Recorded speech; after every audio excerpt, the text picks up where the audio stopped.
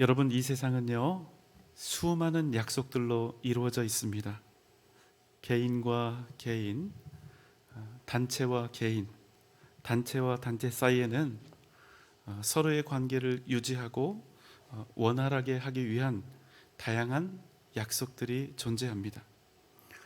우리가 길을 가다가 배추 한 포기를 사도요, 그 안에는 매매 계약이라고 하는 약속이 존재합니다. 우리의 가정도 혼인 서약이라는 약속으로 시작이 되고요, 회사에 취업하는 일에도 고용 계약이라 불리는 약속이 있습니다. 꼭 이런 법률적인 관계가 아니더라도 우리 인생은 셀 수 없는 약속들로 이루어져 있습니다. 여러분도 약속 많이 하시지요? 우리들도 수많은 약속들을 하면서 살아가고 있는데요, 여러분 어떻습니까? 우리가 누군가에게 하는 그 약속은 믿음직스럽습니까? 내가 누군가에게 다른 사람과 그 관계 속에서 약속을 하면 그 약속은, 내가 한 그 약속은 흔들리지 않는 바위처럼 신뢰할 만합니까? 제가 지난 신년 특별 새벽 기도회 때 드린 말씀이 있는데요, 함께 하셨던 분들 한번 기억을 돌이켜 보시기 바랍니다. 최근 다음 소프트에서 빅데이터를 활용하여 한 가지 분석을 했습니다. 어떤 것이었냐면, 내 주변에서 가장 의심되는 사람 탑 10입니다. 여러분, 1위가 누구였죠? 안타깝게도 남편이었습니다. 제가 여기까지만 말씀을 드렸는데 사실은 여러분, 거기까지가 끝이 아닙니다. 남편은 그렇다 치고, 그럼 여러분, 아빠는 몇 위였을까요? 의심되는 사람 몇 위? 8위였습니다. 남편이고 아빠인 사람은 위리든 1위든 8위든 무조건 의심되는 사람에 걸리는 겁니다. 그렇다고 해서 우리 자매님들 너무 좋아하지 마십시오. 이 다음 소프트에서 한 가지 조사를 더 했는데요, 대한민국 거짓말쟁이 탑 10입니다. 거짓말쟁이 1위는 누굴까요? 친구입니다. 친구. 그럼 2위는 누굴까요? 엄마입니다. 엄마들 놀라셨죠? 엄마가 2등입니다. 도대체 엄마들이 무슨 거짓말을 했다고 여러분 2위를 했을까요? 자, 엄마들의 거짓말입니다. 빨리 일어나, 8시야. 그런데 나가보면 7시죠. 너 이번에 1등 하면 엄마가 네가 원하는 거 다 사줄게. 그런데 죽어도 1등을 못 하거든요. 안 사주겠다는 겁니다. 밥 다 됐다, 빨리 와서 먹어. 나가보면 아직 한참 남았습니다. 엄마는 말이야, 어렸을 때 공부를 아주 잘했어. 그리고 엄마 뒤로 남자들이 조르졸 따라다녔어. 정말 되도 않는 말이죠. 너 아까 받은 세뱃돈 엄마한테 맡겨라. 그럼 엄마가 나중에 줄게. 그러나 엄마 손에 일단 들어가면 영원히 그 돈은 볼 수가 없게 됩니다. 야, 너 솔직하게 말해. 네가 솔직하게 이야기하면 엄마가 다 용서해 줄게. 그런데 그날 솔직하게 말했다가 잘못하면 죽는 날이 되는 거죠. 너 대학 가면 예뻐진다. 대학 가면 여자들이 줄을 설 거야. 그런 일은 절대로 일어나지 않습니다. 우리 엄마들 이런 거짓말 하시나요? 맞습니까? 제가 이 자료를 보면서 남편으로서, 아빠로서 상당히 고소해하고 있었는데요, 안타깝게도 대한민국 거짓말 3위에 다시 또 남편이 랭크가 된 겁니다. 여러분, 우리 남자들 다 같이 죽읍시다. 아무래도 일단 남자로 태어난 게 우리 죄인 것 같아요. 이렇게 해도 걸리고 저렇게 해도 걸리니 도무지 피할 방법이 없습니다. 이런 불명예가 어디 있습니까? 우리 남편들, 우리 아빠들 좀 더 잘해야 될 것 같아요. 참 안타까운 현실입니다. 남편의 말을 믿을 수 없고, 아빠의 말을 믿을 수가 없고, 엄마의 말을 온전히 신뢰할 수 없는 세상에서 우리도 누군가의 아빠, 남편, 엄마가 되어서 살아가고 있는 것입니다. 이 관계 속에서 우리는 수많은 약속을 하지요. 부모님과의 약속, 자녀들과의 약속, 형제 자매와의 약속, 친구들과의 약속. 그런데 문제는 무엇입니까? 나와 함께 약속을 하고 있는 그 상대를 향해서 정말이지? 정말 그렇게 할 거지? 이렇게 확인을 거쳐도 그 약속을 온전히 믿을 수가 없다는 사실입니다. 그래서 여러분 어떻게 하죠? 결국에는 말로 안 되니까 종이로 계약서를 쓰고 도장을 꽝 찍습니다. 그래도 여러분, 이 약속이 100% 이행된다는 보장은 없는 겁니다. 종이로 된 계약서가 우리에게 주는 의미는 그저 약속대로 이행되지 않았을 때 상대방을 압박하고 손해배상을 청구할 수 있게 하는 개념이지, 그 계약서 자체가 우리 인간사에 등장하는 모든 약속을 100% 성취할 수 있도록 해주는 것은 아니라는 겁니다. 꼭 이렇게 하자, 함께 새끼손가락을 걸고 걸어도, 또 계약서를 수백 장 써도 그 어떤 약속도 완전하지 않은 것입니다. 여러분, 이런 건 어떻습니까? 그래도 우리가 살고 있는 대한민국이 괜찮은 나라 아닙니까? 우리가 대한민국과 약속하고 대한민국 정부가 우리에게 계약서를 써주면 우리가 그 약속의 이행을 100% 신뢰할 수 있을까요? 솔직히 아니지 않습니까? 그럼 이게 무슨 말입니까? 최소한 이 땅에서는 그 어떤 약속도, 그 누구와의 약속도 우리에게 완벽한 보증이 될 수 없다는 것입니다. 약속을 어기는 사람들을 보면 나도 모르게 이 안에서 비난의 소리가 터져 나오죠. 저 사람은 왜 자기가 한 약속도 지키지 않나? 저 사람은 왜 자기가 그 한 말에 책임을 지지 않는가? 저런 거짓말쟁이가 어디 있는가? 그런 불성실하고 신뢰할 수 없는 사람들 틈 속에서 살자니 약속을 너무나 잘 지키는 고매한 내 인생이 억울하고 민망하고 불안합니다. 답답합니다. 적지 않은 분들이 자기에 대해서 이렇게 이야기를 하죠. 나는 내 입으로 뱉은 말은 반드시 지킨다. 그래서 그분들은요, 약속을 지키지 않는 일은 나와 전혀 무관한 일이라고 그렇게 생각하지요. 그렇지만 여러분, 사실은 그렇지가 않습니다. 여러분 한번 생각해 보세요. 우리가 약속을 많이 하는데 그 약속들 중에서 가장 지키기 어려운 약속이 누구와 하는 약속일까요? 나 자신과의 약속입니다. 한번 예를 들어 볼까요? 항상 다이어트 열풍이죠. 비슷하게 금주, 금연도 있을 겁니다. 나는 오늘부터 저녁은 금식하고 아침과 점심은 철저히 식단 조절하면서 6개월 안에 내가 살을 20kg 빼겠다. 아주 결연한 의지로 나 자신과 약속을 하는 겁니다. 그런데 어떻습니까? 지금 우리 각 사람의 이 풍성한 몸매가 우리가 지금 다이어트를 어떻게 진행하고 있는지를 증명해주고 있죠. 아무리 해도 잘 되지 않는 것입니다.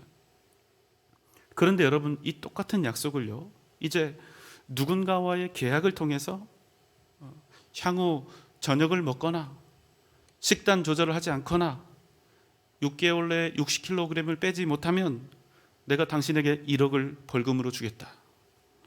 이와 같은 내용으로 쓰여지고 공증을 받아서 법적 효력을 갖게 된다면 어떻게 될까요? 아마도 사람들 가운데 드러난 내 체면과 1억이라고 하는 어마어마한 돈을 빼앗기지 않기 위해서 그야말로 사생결단을 하고 반드시 이 계약서에 나와 있는 약속대로 이행하려 할 것입니다. 그런데 여러분, 내용은 같은데 나와 한 약속과 계약서를 쓰고 돈을 걸고 벌칙을 정했을 때 이 결과가 다르단 말이죠. 이것이 의미하는 바가 무엇입니까? 사실 여러분, 인생 살면서 다른 사람이랑 한 약속을 잘 지킬 수 있다면 그것만으로도 정말 훌륭한 일이지만, 그럼에도 여러분, 나 자신과 한 약속을 온전히 지키지 못한다면 그것은 결국 무엇을 뜻할까요? 그 사람은 겉으로 보이는 법과 규범 속에서 사회생활을 잘 하고 있는 사람일 뿐이지, 그 사람 자체가 정말로 100% 신뢰할 수 있는 사람이다, 이렇게 말할 수는 없는 것입니다.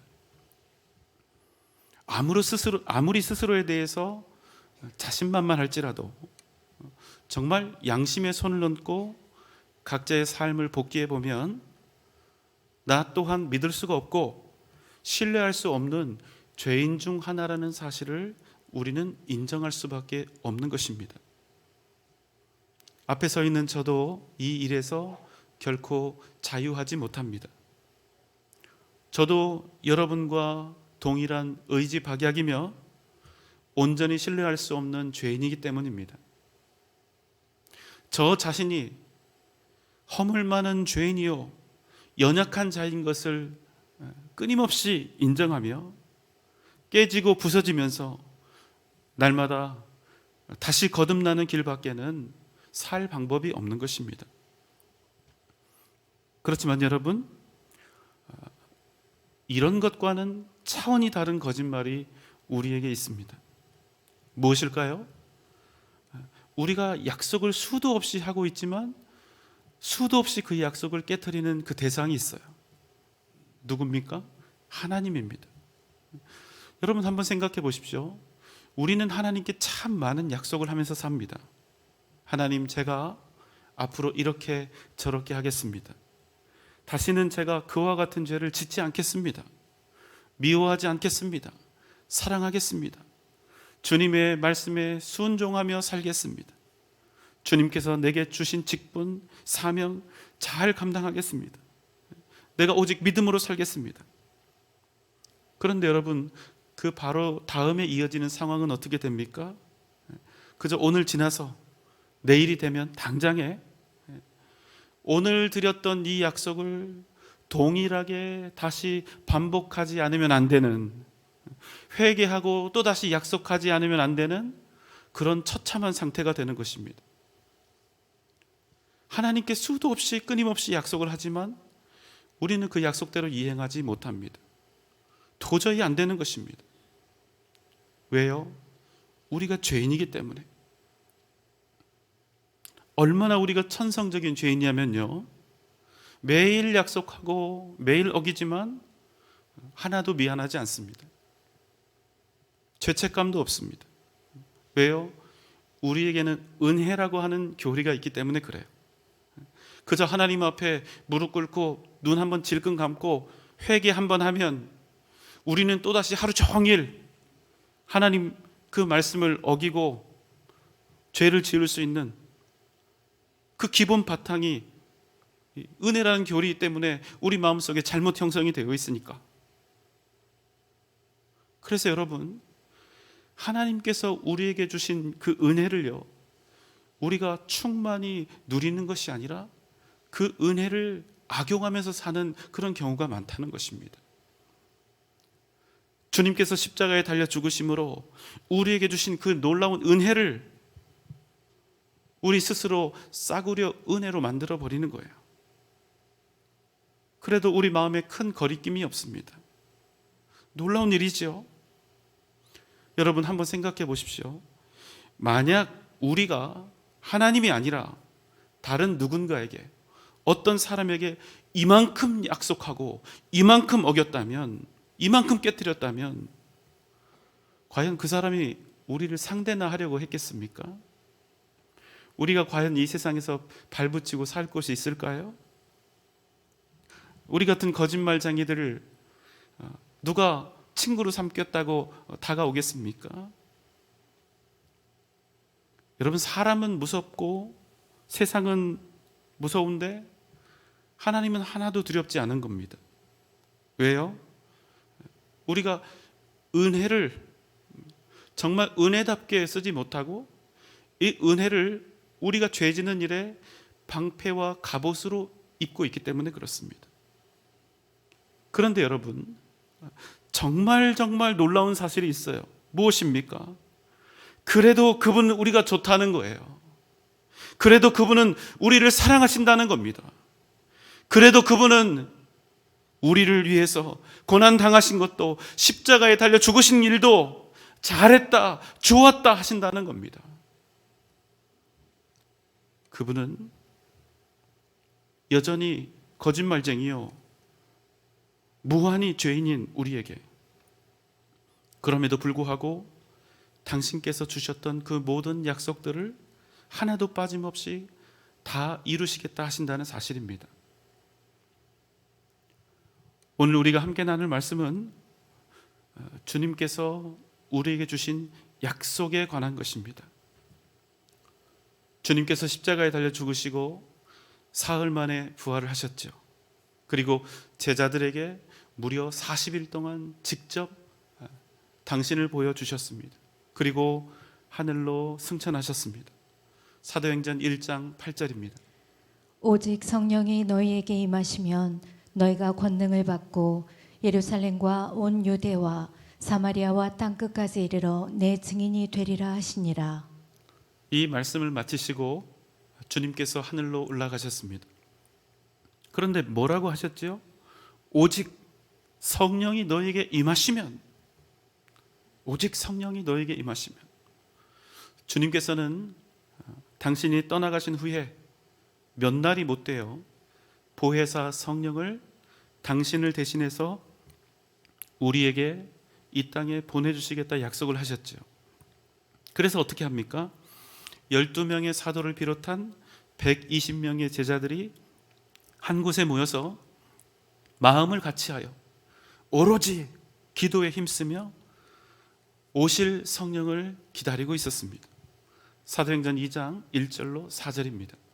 오순절 날이 이름에 그들이 다 같이 한 곳에 모였더니 호련히 하늘로부터 급하고 강한 바람 같은 소리가 있어 그들이 앉은 온 집에 가득하며 마치 불의 혀처럼 갈라지는 것들이 그들에게 보여 각 사람 위에 하나씩 임하여 있더니 그들이 다 성령의 충만함을 받고 성령이 말하게 하심을 따라 다른 언어들로 말하기를 시작하니라. 갑자기 하늘로부터 급하고 강한 바람 소리가 들렸습니다. 마치 불의 혀처럼 갈라지는 것들이 각 사람 위에 임하였습니다. 그들 모두 성령을 받은 것입니다. 그리고 방언으로 말하기 시작했습니다. 단 한 번도 역사적으로 있지 않았던 놀라운 일이 그들 가운데 일어났던 것입니다. 하지만 그 모습을 보고 어떤 사람들은 조롱하며 말합니다. 이들이 술을 마시고 취하였다. 바로 그때 베드로와 11명의 사도가 일어나서 함께 소리를 높여 외치기 시작한 것입니다. 아니다. 이들은 결코 취한 것이 아니다. 사도행전 2장 16절로 18절입니다. 이는 곧 선지자 요엘을 통하여 말씀하신 것이니 일러스되 하나님이 말씀하시기를 말세에 내가 내 영을 모든 육체에 부어주리니 너희의 자녀들은 예언할 것이요 너희의 젊은이들은 환상을 보고 너희의 늙은이들은 꿈을 꾸리라. 그때에 내가 내 영을 내 남종과 여종들에게 부어주리니 그들이 예언할 것이요. 베드로가 말하죠. 지금 일어난 일은 술 때문에 일어난 일이 아니요. 그리고 구약의 선지자였던 요엘을 통해서 하나님이 주신 말씀을 전하는 것입니다. 내가 내 영 성령을 주리니 자녀들은 예언할 것이요 젊은이들은 환상을 보고 아비들은 꿈을 꾸리라. 그때 내가 내 그 성령을 내 종들에게 부어주리니 그들이 예언할 것이라. 무슨 말씀입니까? 주님께서 우리에게 성령 하나님을 보내주시고 그 성령 하나님으로 말미암아 우리에게 생명의 길을 보이사 주님 앞에서 기쁨이 충만하게 하시리라 증거한 것입니다. 이어서 베드로는 그 생명의 길이 과연 누구신지에 대해서 부르짖습니다. 사도행전 2장 36절입니다. 그런즉 이스라엘 온 집은 확실히 알지니 너희가 십자가에 못 박은 이 예수를 하나님이 주와 그리스도가 되게 하셨느니라 하니라. 여러분, 그 생명의 길, 그분은 누구입니까? 베드로가 그곳에 있던 유대인들에게 외칩니다. 이스라엘 온 집은 확실히 알라. 너희가 십자가에 못 박아 죽인 예수가 바로 우리를 구원하실 주님이시요 그리스도이시라. 이 말을 듣고 있던 유대인들의 마음이 어떠했을까요? 37절입니다. 그들이 이 말을 듣고 마음에 찔려 베드로와 다른 사도들에게 물어 이르되 형제들아 우리가 어찌할꼬 하거늘. 베드로의 설교를 들은 유대인들 중에 적지 않은 사람들이 그 마음이 찔려서 베드로와 다른 사도들을 붙들고 애원하며 물었습니다. 형제들아, 그럼 우리가 어찌할꼬? 우리가 어떻게 해야 이 더러운 죄악에서 벗어나 생명을 얻을 수 있을꼬? 자신들의 죄를 깨달은 유대인들이 자복하고 애통하며 하나님의 은혜를 갈망한 것입니다. 이에 베드로가 대답했습니다. 사도행전 2장 38절입니다. 베드로가 이르되 너희가 회개하여 각각 예수 그리스도의 이름으로 세례를 받고 죄 사함을 받으라. 그리하면 성령의 선물을 받으리니. 베드로가 대답했습니다. 회개하라. 회개하라. 예수 그리스도의 이름으로 세례를 받고 죄 사함을 받으라. 그리하면 너희가 성령의 선물을 받으리라. 여러분, 우리가 믿음 생활하는 동안 하나님께 매일같이 또 가장 애타게 바라고 구하는 것이 있다면 무엇일까요? 주님, 나와 인격적으로 만나 주옵소서. 하나님의 만지심을 내가 경험하게 해 주옵소서. 나로 성령 충만하게 해 주옵소서. 여러분, 이게 우리의 공통적인 소망이 아닙니까? 그 답이 오늘 말씀 속에 있습니다. 무엇입니까? 너희가 회개하여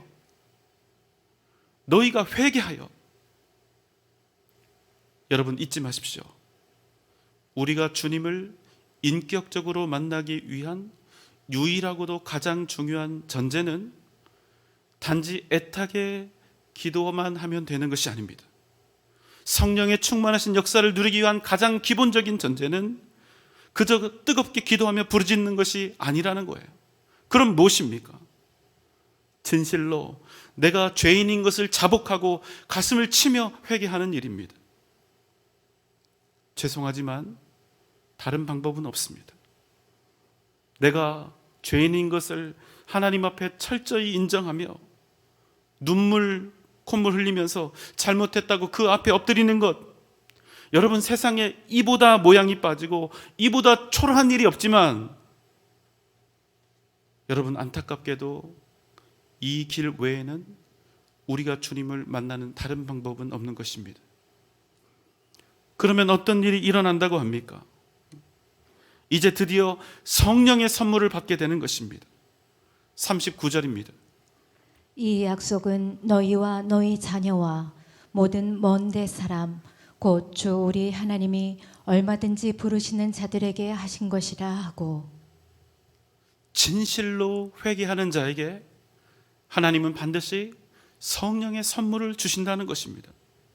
그런데 왜 그분이 우리에게 성령의 선물을 주신다고 합니까? 약속 때문입니다. 무슨 말씀입니까? 성령의 선물은 주님께서 우리에게 주시는 하나님의 약속이라는 것입니다. 심지어 그 약속은 어디까지 나아갑니까? 주님을 십자가에 못 박으라 외치고 실제로 주님을 십자가에 못 박아 죽인 유대인들이었지만, 그럼에도 불구하고 그들이 회개하고 죄사함을 받으면 그들에게도 역시 성령의 선물을 주시겠다 하신 것입니다. 여러분, 정말 놀라운 은혜요 약속이 아닙니까? 당신을 십자가에 못 박아 죽인 자들이라 할지라도 그들을 용서하시고 그들에게 구원의 역사를 이루시겠다는 이 놀라운 약속. 로마서 5장 8절입니다. 우리가 아직 죄인 되었을 때에 그리스도께서 우리를 위하여 죽으심으로 하나님께서 우리에 대한 자기의 사랑을 확증하셨느니라. 우리가 아직 죄인 되었을 그때, 우리가 주님께 아직 원수 되었을 그때, 그럼에도 불구하고 주님께서는 우리를 위하여 죽으심으로 당신께서 이미 우리를 얼마나 사랑하고 계시는지 그것을 몸소 직접 증명하셨다는 사실입니다. 우리는 날마다 하나님께 약속하지요. 오늘 정말로 내가 믿음으로 잘 살아보겠노라고. 정말 오늘 하나님의 말씀대로 잘 살아보겠노라고. 오늘 정말로 욕심 부리지 않고 주님만 구하며 살겠노라고. 그런데 여러분, 놀랍게도 우리는 이 약속을 단 하루도 지키지 못한다는 겁니다. 매일매일 죄를 짓고, 그래서 회개할 수밖에 없고, 약속을 어길 수밖에 없고, 스스로 하나님의 은혜로부터 멀리 나아가려 합니다. 이미 우린 숱하게 하나님과의 약속을 어겼습니다. 그러나 여러분, 놀라운 사실은 무엇입니까? 그럼에도 불구하고 우리를 향하신 주님의 약속은 결코 변하지 않는다는 사실입니다. 우리가 바로 그 놀라운 사랑과 은혜 가운데 있는 것입니다. 여러분, 믿습니까? 제가 최근에 기독교 다큐멘터리를 하나 봤는데요. 제목이 시골 목사 전원 일기입니다. 거기 덕천리라고 하는 산골 마을이 나오는데, 거기서 목회하는 목사님 이야기입니다. 그 덕천리에 최씨 할머니라고 있는데요. 이 할머니는 그야말로 혼자 사시는 분입니다. 자녀들도 오지 않습니다. 어느 날 이 목사님이 이 최씨 할머니 집 앞을 지나가는데, 그날따라 그 집에 너무나 들어가고 싶은 그런 마음이 드는 겁니다. 그래서 문을 열고 들어가니까 이부자리에 이 할머니가 누워 계신데, 이미 눈도 다 풀리고 상황을 보니까 거의 돌아가시게 생긴 것입니다. 너무나 놀라서, 어머니, 이게 무슨 일이에요? 그러니까, 목사님, 제 오줌이 멈춰지지를 않아요. 신우신염 때문에 소변이 계속 흘러내리는 것입니다.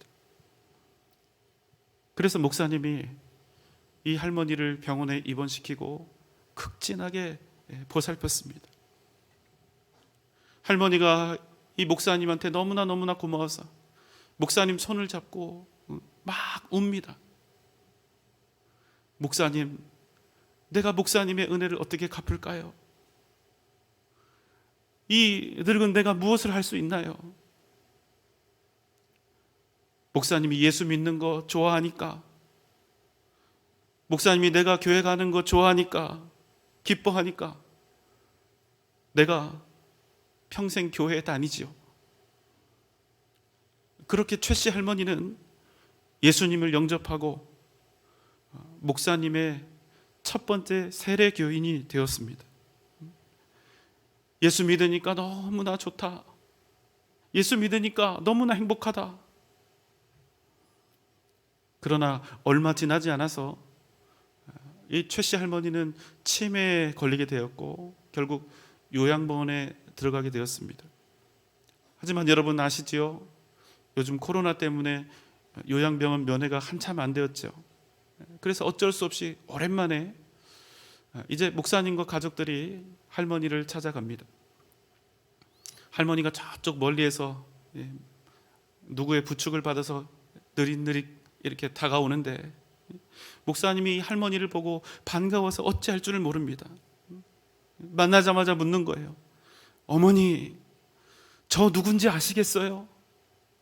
그러니까 뭐라고 합니까? 몰라요. 앞만 봐도 몰라요. 어머니, 저 목사잖아요. 어머니, 예수 믿는다고 고백하시고 저한테 세례 받으셨잖아요. 그러니까 이 할머니가 뭐라고 합니까? 나는 교회를 안 믿어요. 나는 산을 믿어요. 그래서 교회에서 같이 찍은 사진 보여주고 아무리 애타게 설명을 해도 모른대요. 자기는 그런 적이 없대요. 목사님이 그 앞에서 마음이 너무나 아픈 나머지 막 웁니다. 결국 목사님은 이 할머니 손을 잡고 주님, 이 불쌍한 영혼에게 은혜를 베풀어 달라고 기도하고 돌아올 수밖에 없었습니다. 여러분, 이 할머니는 목사님을 기억하지 못합니다. 이 할머니는 믿음으로 고백한 예수님을 기억하지 못합니다. 이 할머니는 자기가 그토록 기쁘게 다녔던 교회를 기억하지 못합니다. 오히려 지금은 자기는 산을 믿었대요. 평생 산을 믿었답니다. 여러분, 그러면 이 할머니 어떻게 되는 겁니까? 구원받지 못하는 겁니까? 지옥 가는 겁니까? 아니요. 절대로 그렇지 않습니다. 어떻게 말입니까? 로마서 10장 13절입니다. 누구든지 주의 이름을 부르는 자는 구원을 받으리라. 누구든지 주의 이름을 부르는 자는 구원을 받으리라 하신 주님의 약속 때문에, 주님의 약속 때문에 우리의 부족함, 우리의 연약함에도 불구하고 주님께서 우리에게 주신 약속 때문에 우리는 어떠한 상황 속에서도 생명의 길을 결코 잃지 않는다는 사실입니다. 사랑하는 여러분, 기억하십시오. 우리는 언약 속에 있습니다. 신실하신 하나님의 약속이 우리를 영원토록 이끌어 가시는 것입니다. 이 땅 살아가는 동안 무슨 일을 만난다 할지라도 결코 절망하지 마십시오. 쓰러질지라도 낙심하지 마십시오. 주님의 손이 우리를 반드시 붙잡아 일으켜 주실 것입니다. 우리를 반드시 회복시키시고 우리를 생명의 길로 걸어가게 하실 것입니다. 사랑하는 여러분, 잊지 마십시오. 우리는 변할지라도, 우리는 하나님을 기억하지 못할지라도, 우리는 예수님을 기억하지 못할지라도 하나님의 그 약속은 결코 변하지 않는다는 사실입니다. 여러분, 믿습니까? 주님께서 우리에게 주신 약속, 그 놀라운 구원의 은혜로 세상을 이기고 승리하는 복된 여러분 되시기를 주님의 이름으로 축원합니다.